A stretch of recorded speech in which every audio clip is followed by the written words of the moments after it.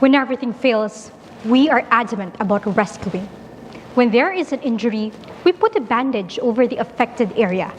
And when blood leaks, we place direct pressure on the wound. In short, seeking instant relief has always been the ordinary course of events. First aid, as we all know. Sure, it is effective and immediate, but providing initial assistance does not suffice to address the whole damage. That's the closest analogy I could provide to picture the need for accelerating cross-cultural coordination in the implementation of sustainable development goals. In today's societal climate, where pervasive issues cascade across sectors and regions, we're still accustomed to superficial fixes that we thought were conducive to maintaining a sustainable future. In line with that, undertaking sustainable measures warrants proficiency and understanding of the severity of these problems.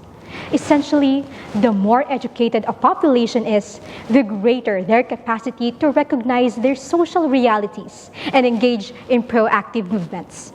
Here, the role of education is not defined as a mere entity, but as a social instrument supplying knowledge and capacity to its recipients. But what if the problem also stems from the instrument itself?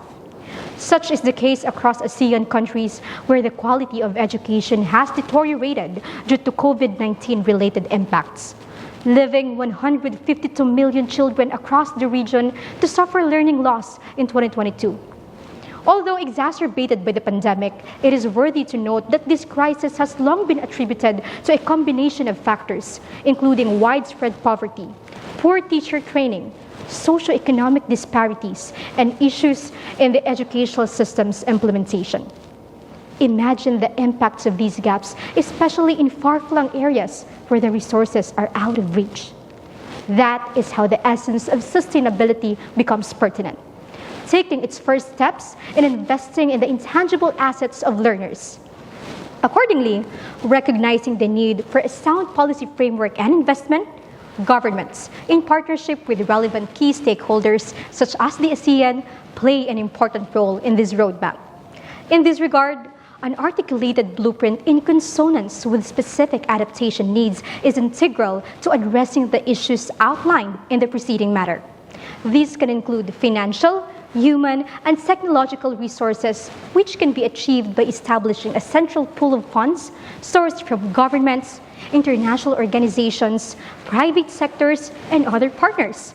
Furthermore, in a research study entitled Studying Trends in Public Investment and Privatization of Education in ASEAN Countries Post-COVID-19, several recommendations have been made for Asian policymakers.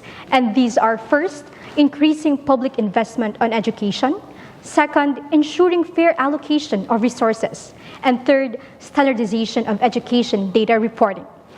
Through this approach, the treatment is infused at the corpus of the issue, thereby ensuring that the cure is within reach to combat the roots of the disease.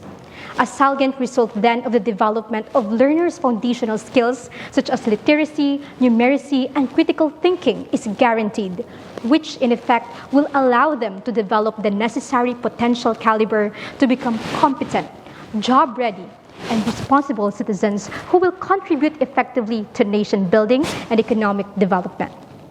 In essence, when the process of improving the quality of education is bolstered by supporting ecosystems, patterns of development can transcend beyond its own walls, reaching up the realm of economy and employment, all of which supply the objectives set forth in the UN Sustainable Development Goals number 4 and number 8. To end this speech, living in an era of unprecedented circumstances necessitates reliable adaptive capacities, something that a band-aid solution cannot fortify. Sustainability in this sense does not only grant relief, but it empowers every element of society, most especially us, the youth leaders, to be able to thrive independently and collaboratively in the long run. Hence, to sustain the future, cure is one thing, but capacity building is another.